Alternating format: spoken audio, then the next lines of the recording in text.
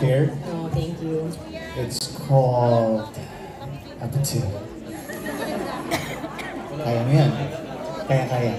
Pizza. Yeah. Pizza. Yes. Utto. Thank you for writing that joke. Everyone still okay pa tayo? Okay, after these very wonderful photos, we'd like everyone to take your seats para pwede na tayo mag-start for a bit. Congratulations to all the awardees again.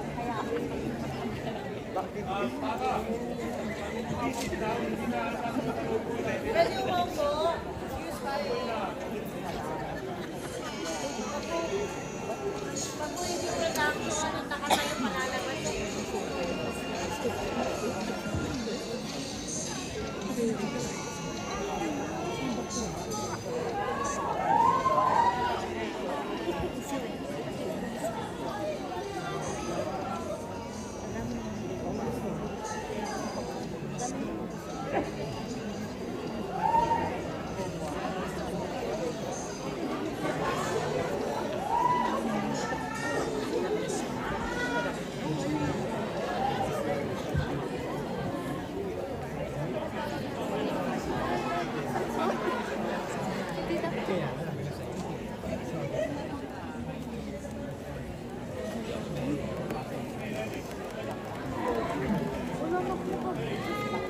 pa.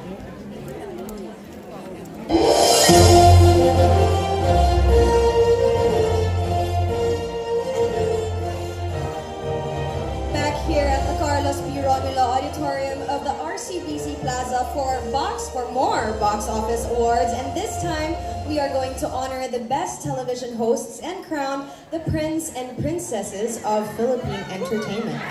Yes, I wonder performances in two of our top blockbuster hits in 2024.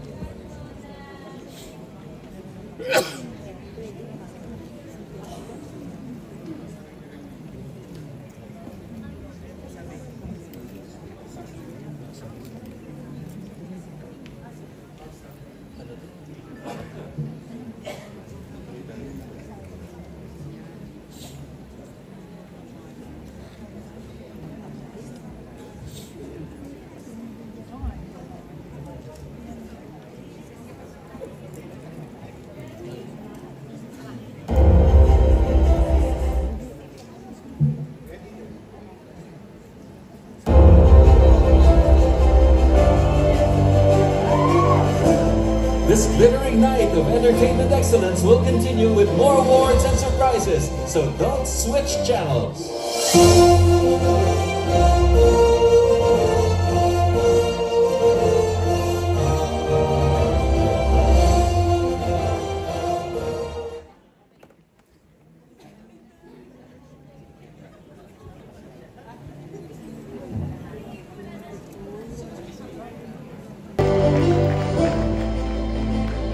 Television, we now recognize the best supporting actors for cinema. His character as a prison guard in the movie Green Bones gave him the opportunity to show his outstanding acting talents, which was rewarded with the Best Supporting Actor trophy in the recent MMFF 2024's Movie Supporting Actor of the Year.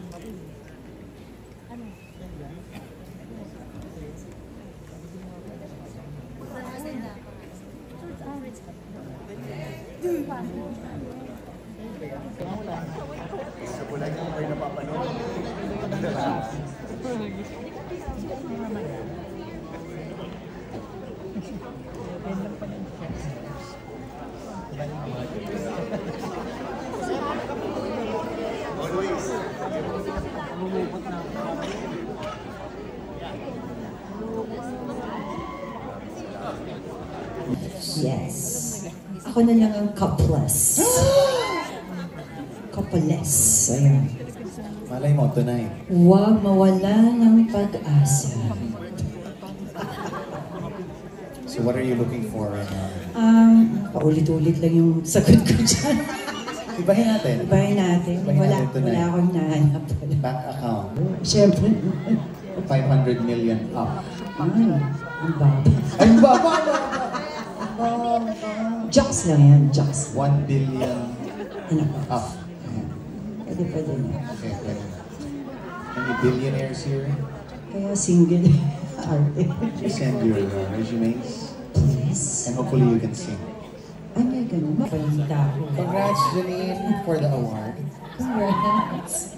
And for it. And for, yeah. That's an award. What's your love team name? Huh? Sorry fans. Ano nga ba? Sabi, hindi sila Ano love daw? team. Hindi sila love team. Ekonin? Ekonin and ivory. Ang mali. Meron may entry din. Ano? Don't you fret, Monsieur Marius. I don't feel any pain. Never mind. Hinanap ko. Di ba ang pangalan doon si Eponine? Eponine. Okay, sorry. Sorry. Old. Yeah, gabi na kasi.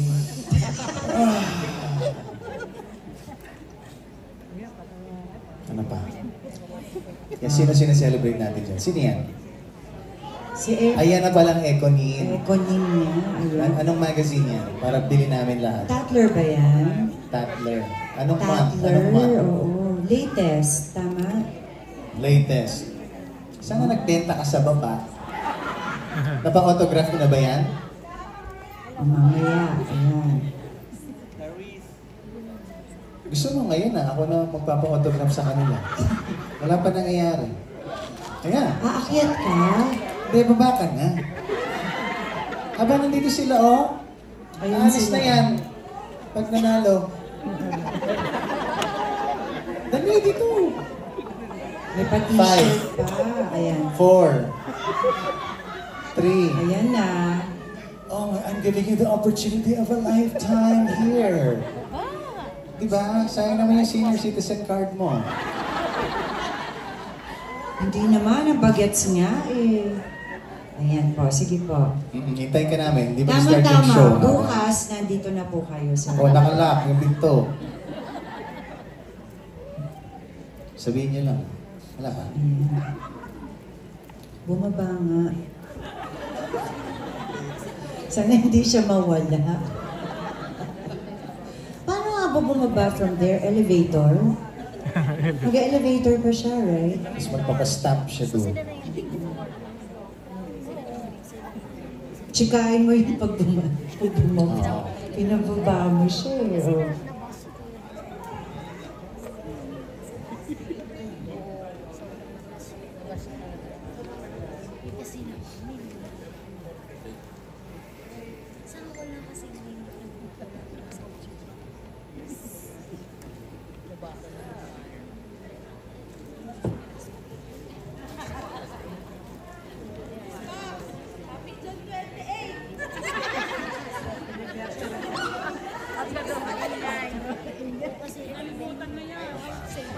Okay na yan. It's a holiday today. Kasi holiday sa inyo.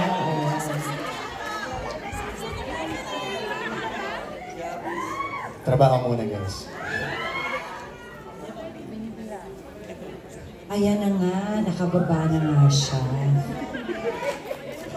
Ready na ba? Ilang minutes?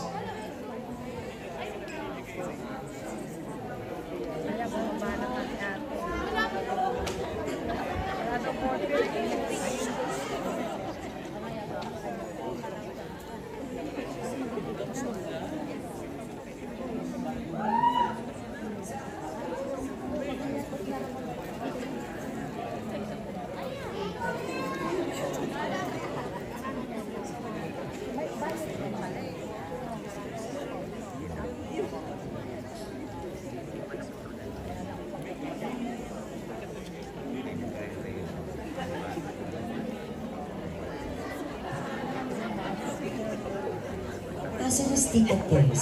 Tita Tess. Dear Tess, you're the best. Thank you again.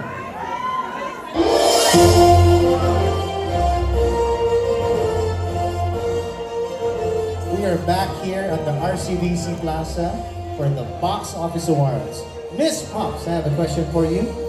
Have you ever experienced watching a teleserye or a movie, mahaba to, bear with me, in which all the cast members are exceptionally good? Yung nalilito ka na kung sino. Alam mo, Christian, it really feels great when we get to recognize our seasoned actors who have been the strongest pillars for the entertainment industry. Yes. One of these iconic awards is the Corazon Samaniego Lifetime Achievement Award. It is named after the Foundation, Corazon Samaniego. This award is in honor of her, the Box Office Entertainment Awards Grand Matriarch who had loved unconditionally the Guillermo Foundation and its scholars. When she passed away, this Lifetime Achievement Award was born in her name. And this year's awardee embodies this award, having been as successful as a singer, television actor, and a box office king. A career that has spanned for more than 50 years, from more than 100 films to his credit, which includes 1972's Top Grosser and God Smiled at Me, which won for him the 1973 box office. Ang what? Hindi ako masyado.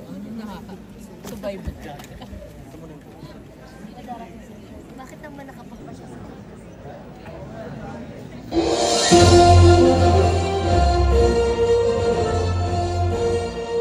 Christian, of the entertainment industry, we can't help but to feel sad because, of course, we miss a lot of our